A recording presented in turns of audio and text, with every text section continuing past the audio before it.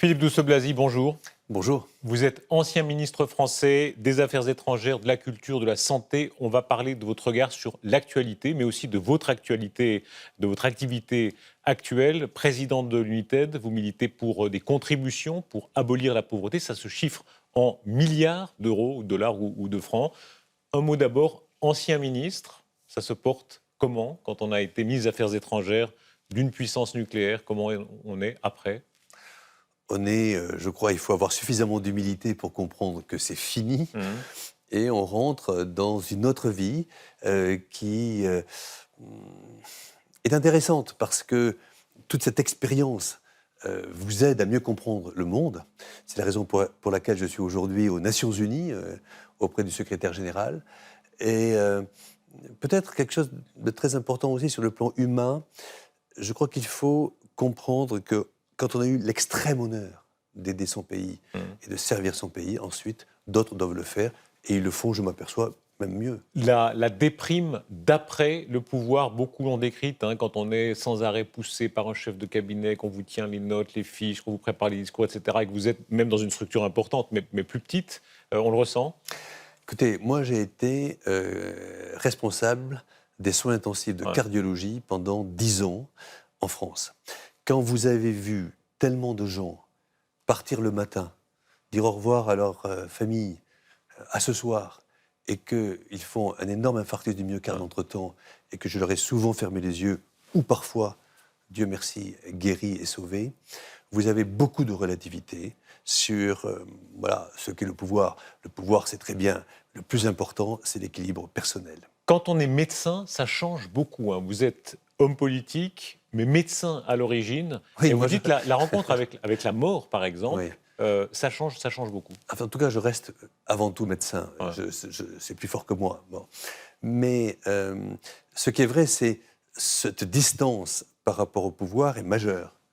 Et presque magique. Parce que quand je vois, ou je voyais, ou je vois encore mes amis se battre parfois dans des degrés de violence absolument effrayantes, je ne dis pas que je ne me suis pas battu, évidemment, je n'ai pas fait 25 ans de politique comme ça, mais il y a un moment où je pense qu'il faut quand même différencier le majeur du mineur, de l'accessoire. Dans votre vie, des scènes incroyables où le médecin revient. Alors avec Michel Crépeau, c'est un homme politique un peu oublié aujourd'hui, mais que vous avez sauvé sur le moment, il est mort plus tard, mais il y a une crise cardiaque. Avec Mitterrand aussi, malade, le médecin revient toujours. Non, mais je crois d'abord que les gens qui sont autour savent que vous êtes médecin. Deuxièmement, ils vous demandent souvent des conseils. Et ce qui est très intéressant avec les hommes politiques ou les femmes politiques de très très haut niveau, ou les chefs d'État en général, c'est qu'ils peuvent tout avoir dans la vie. Ils peuvent essayer d'influencer le cours des choses, sauf sur une chose, leur santé. Et ça, moi je connais quelques chefs d'État de pays excessivement riches dans le monde, ils sont quand même assez fascinés par le pouvoir du médecin, parce que c'est la seule chose que le médecin a et qu'ils n'ont pas. La peur de la maladie, de la mort, elle est pareille chez eux? On est tous égaux? Oui, moi je crois que c'est plutôt spirituel. C'est-à-dire que si vous avez cette force en vous de penser qu'il y a un au-delà, je crois que là, il y a quand même probablement une facilité plus importante à mieux comprendre que le matériel est une chose et l'immatériel en est une autre.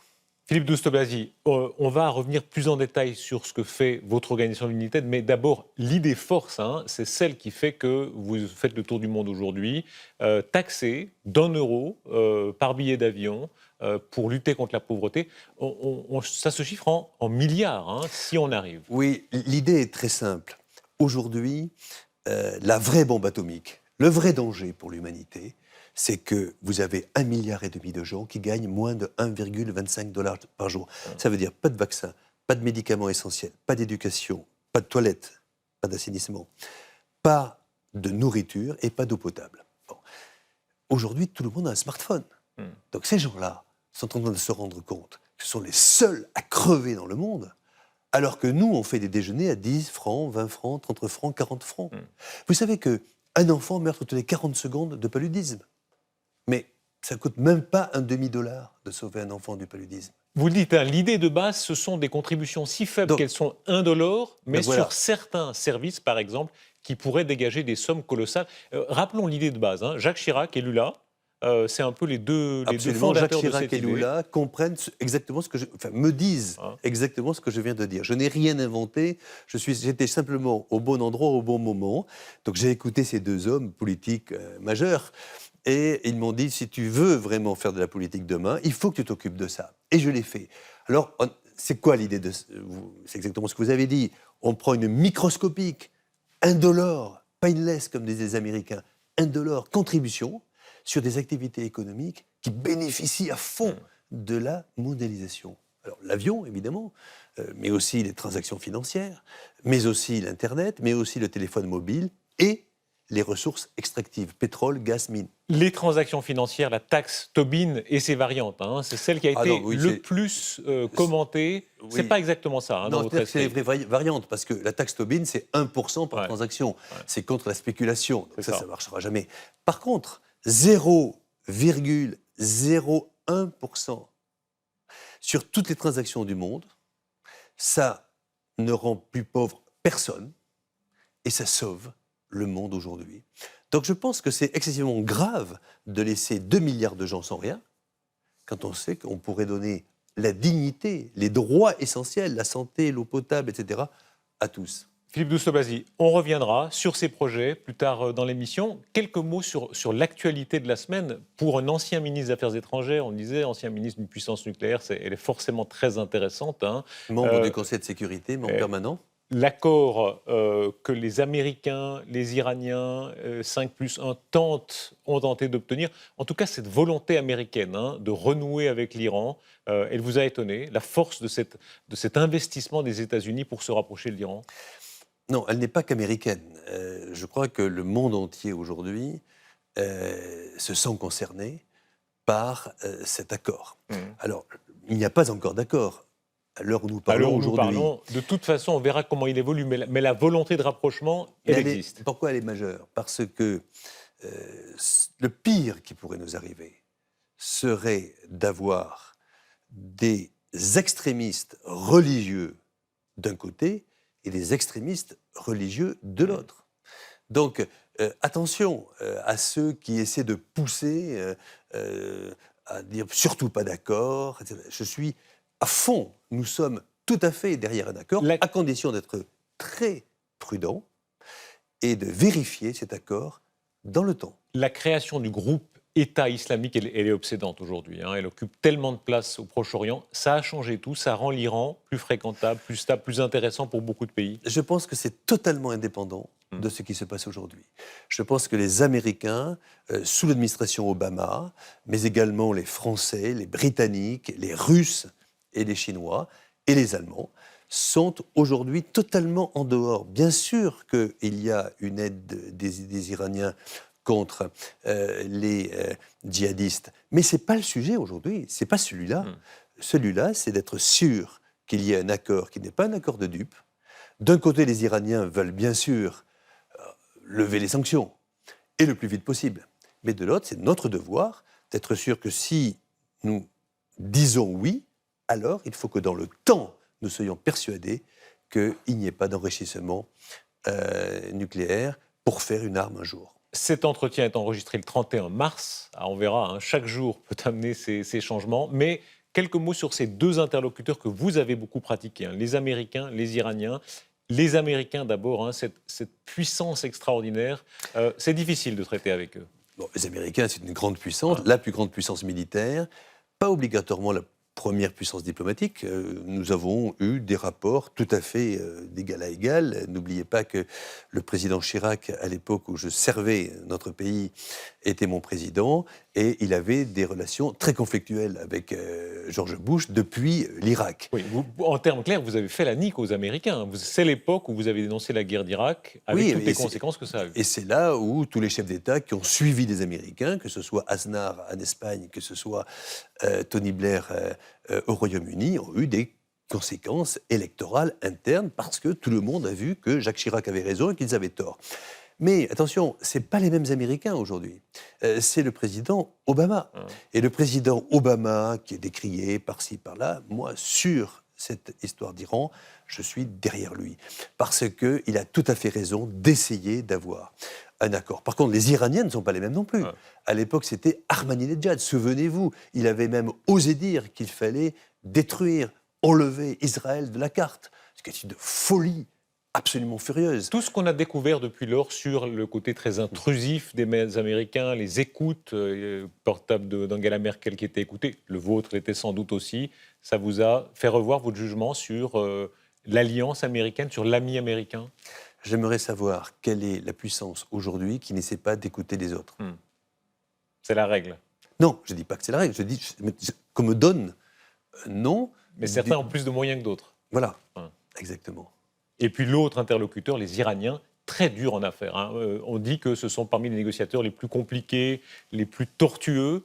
Vous l'aviez vécu? C'est très compliqué, c'est une culture totalement différente. Et là, je crois que c'était la force du président Chirac. Ouais. C'était de comprendre que ce n'est pas parce qu'on est occidental qu'on a la vérité. Ouais.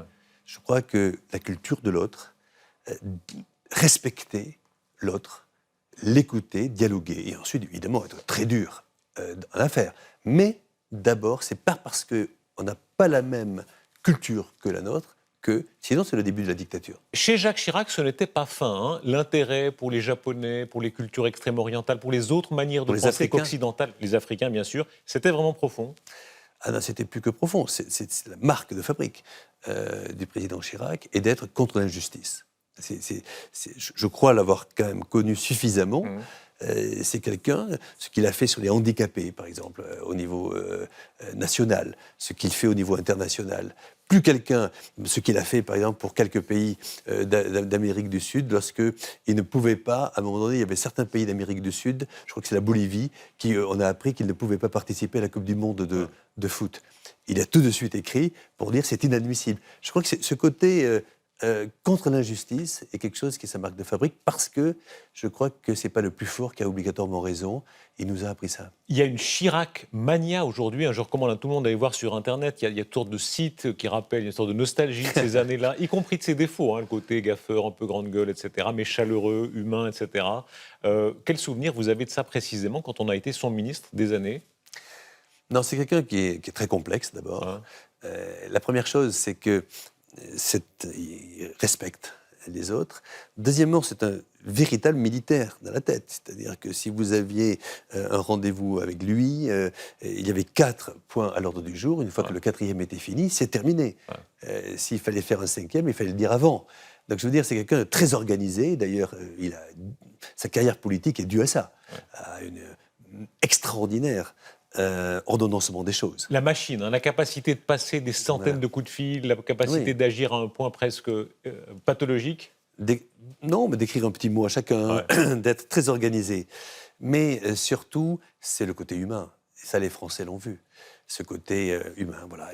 Le salon de l'agriculture, aimer quand même les gens. C'est un homme qui aime les gens. Il n'a pas été remplacé aujourd'hui, de ce point de vue-là?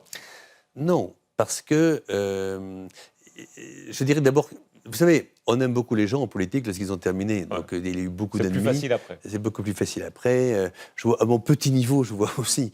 Mais Jacques Chirac a marqué, sur le plan national, il y a beaucoup de choses à dire, et pour et contre, comme toujours, comme tout le monde. Sur le plan international, tout le monde respecte aujourd'hui, et d'ailleurs je vois que les choses ne changent pas, le président Hollande est totalement dans la droite ligne du président Chirac en politique étrangère. Dans votre pratique actuelle, vous travaillez avec de grands dirigeants économiques ou politiques, un Bill Gates, un Clinton, qui préface votre livre « La solidarité sauvera le monde ». Quelques mots sur Bill Clinton. Il y a peu de gens qui l'ont pratiqué autant que vous avez pu le faire. On dit qu'il est vraiment hors norme, c'est vrai? Il est totalement hors norme. Nous sommes devenus véritablement amis. Il ne se passe pas peut-être 3 semaines ou un mois sans que nous nous parlions.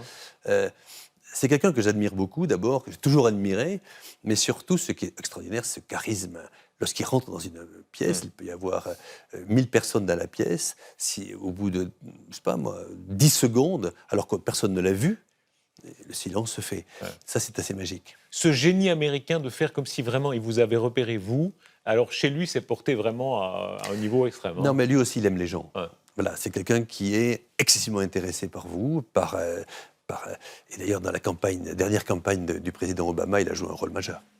Bill Gates, l'homme le plus riche du monde, ça vient et ça revient, mais enfin, ça reste à peu près l'homme le plus riche du monde. Son action humanitaire, alors vous la voyez de très près, il y a une forme de sincérité. Bien sûr. Et de sa femme, Melinda, qui est très, très, très impliquée. Je crois même que c'est elle, au départ, qui a eu cette idée. Il est au conseil d'administration de l'organisation que je préside, United, sa fondation. C'est quelqu'un absolument de remarquable. Il a eu l'extrême gentillesse de venir à Paris il n'y a pas très longtemps à mes côtés pour expliquer notre action. Non, je crois qu'il y a beaucoup de gens qui sont milliardaires aujourd'hui, en particulier aux États-Unis, qui s'aperçoivent que si on n'aide pas les 2 milliards de personnes excessivement pauvres dont je vous ai parlé, alors nos enfants et nos petits-enfants connaîtront la guerre mondiale avant la fin du XXIe siècle. Qu'est-ce qui est différent par rapport à nous, Européens ? Il y a beaucoup de gens très fortunés en Europe dont on sent qu'ils donnent de l'argent un peu comme ça pour se débarrasser d'un problème. Chez eux, il y a vraiment une logique du don qui est vraiment massive. Il y a une logique du don, la charité, charities, mais en même temps une horreur de la taxe. Ouais. Ce qui est assez intéressant comme discussion entre nous, moi le français qui a trop tendance aux taxes, c'est vrai, mais en même temps ne pas croire à l'État du tout, au service public, ce n'est pas bon. Non, la vérité aujourd'hui, c'est qu'on peut tous donner un petit quelque chose qui sauve le monde. 1 euro par billet d'avion, mais qu'est-ce que c'est qu'1 euro ? Vous savez, vous, quel est le prix du billet d'avion entre Paris et Toulouse, entre Paris et Genève, vous ne connaissez pas à 1 euro près. Pourquoi ? Parce qu'il change tous les jours. Ça dépend du jour où vous prenez l'avion, ça dépend de la compagnie, etc. Donc, donner 1 euro, c'est rien. Eh bien, en demandant à 14 pays au monde, le dernier qui vient de signer, c'est le Maroc, 1 euro par billet d'avion, j'ajoute que cet euro va directement chez nous. Il ne passe pas par l'État. La Suisse, elle fait partie évidemment des théâtres où vous essayez de convaincre. Où est-ce qu'on en est de ce point de vue-là ? D'abord, la Suisse, nous avons le grand honneur d'être en Suisse, puisque United est abrité par l'OMS, et donc nous sommes à Genève. Les Suisses, deuxièmement, sont très généreux. Et je me dis toujours, mais pourquoi les Suisses ne donnent pas un petit franc par billet d'avion ? Ça permet de sauver 3 enfants du paludisme, à 5000 km de là. Je me suis toujours dit, si j'arrive à dire aux Suisses qu'ils peuvent, avec 1 euro, qui ne passe pas par le budget de l'État obligatoirement, qui va directement chez nous à United, sachant qu'on a fait la preuve que nous, on n'a jamais donné 1 franc, 1 euro, 1 dollar à un ministre, à un gouvernement et à un pays, en Afrique. Jamais. Donc il ne peut pas y avoir de corruption. Tout passe par Médecins sans frontières, par des grandes organisations, des grandes fondations, l'OMS, le Fonds mondial de lutte contre le sida, tuberculose, paludisme. Enfin, avec cet argent, quand même, 2,6 milliards en 7 ans, 2,6 milliards de dollars, de manière indolore, personne ne le sait. Eh bien, 8 enfants sur 10 dans le monde qui ont le sida sont soignés grâce à nous. 8 sur 10 qui sont traités, parce que malheureusement, il y a beaucoup d'enfants qui ne sont pas traités. Philippe Douste-Blazy, quelques mots personnels. Arrivé là où vous êtes maintenant, cette action humanitaire, de là où vous étiez, vous le disiez de vous-même, hein, c'était vos premiers mots, la médecine, c'est la première vocation. Elle est venue comment, la première vocation ? Moi, la première vocation de médecin, c'était parce que j'ai horreur de l'injustice aussi. Et je trouve qu'il n'y a rien de pire que quelqu'un qui est malade. Pourquoi lui, pas l'autre ? Surtout les enfants. Et donc, c'est la première raison. Et la deuxième, c'est parce que j'ai un père qui nous a menés avec mon frère voir les plus pauvres des habitants de Toulouse, dans le sud-ouest de la France. Et j'ai toujours eu le sentiment aussi de me dire qu'il fallait me battre contre l'extrême pauvreté dans le monde. Toulouse, votre accent, hein, il se perd jamais. Oui, voilà, je reste avant tout un médecin qui est né dans le sud de la France. Les premières expériences, ça me frappait de vous-même. Hein. Vous parliez de la mort parmi les premières. Quand on est médecin, c'est le premier mort, on s'en souvient toute sa vie, son premier mort. C'est pas son premier mort, c'est le premier mort après avoir réfléchi en conscience au traitement qu'on allait lui donner. Et la première chose qui vient, c'est est-ce que ce n'est pas moi qui ai fait le mauvais choix ? Et ça, c'est quelque chose que l'on n'oublie jamais. Mais toute sa vie de médecin, c'est comme ça. Vous savez, je reviens à United. Ce qui est important pour moi dans cette affaire, je suis aujourd'hui secrétaire général adjoint des Nations Unies. Ce qui m'intéresse, c'est qu'on peut inventer un monde beaucoup plus fraternel. On peut inventer un monde beaucoup plus généreux. On ne se rend pas compte dans cet Occident, la chance que nous avons. Il y a des millions de gens, des centaines de millions de gens qui n'ont pas la chance d'être soignés, ne serait-ce que pour la diarrhée, et qui meurent de déshydratation, des enfants. Avec rien du tout, avec ce franc par billet d'avion, on règle le problème. Faisons-le. La pauvreté qui vient à nous, pour le grand public, c'est l'immigration. Hein. C'est ces masses de migrants qui essaient de traverser la Méditerranée, qui souvent meurent. Lampedusa, c'est le plus grand cimetière marin humain. Alors, que dit l'Europe? On dit, mais qu'est-ce que c'est que cette histoire? Mais ces gens-là, ils viennent chez nous. Bon, mais achetons des garde-côtes pour les empêcher. Faisons des murs. Alors, je vais vous dire quelque chose. Il est impossible, lorsqu'il y aura 100 millions, 200 millions, 300 millions de gens qui prendront le bateau, impossible de les arrêter. La seule solution, c'est qu'ils ne viennent pas. Est-ce que vous croyez que c'est bien qu'un Malien est content de partir de Caille, de Bamako, là où toute sa famille, depuis 100 ans, 200 ans, 300 ans, habite, pour aller se retrouver à Genève ou pour aller se retrouver à Paris, mais ils n'en ont pas envie. Simplement, il faut se sauver. Il faut rester en vie. Il faut envoyer de l'argent. Dans votre expérience personnelle, entre Toulouse, les premières découvertes, et puis l'Afrique, Bamako ou autre, c'était quand vous avez vu qu'ailleurs, c'était bien pire? C'était lorsque j'ai soigné des gens qui venaient ici, et quand j'ai vu les réactions. Évidemment, si vous n'expliquez pas que si vous donnez de quoi vivre là-bas, mais d'abord, la santé, vous savez, une maman meurt toutes les minutes d'accouchement.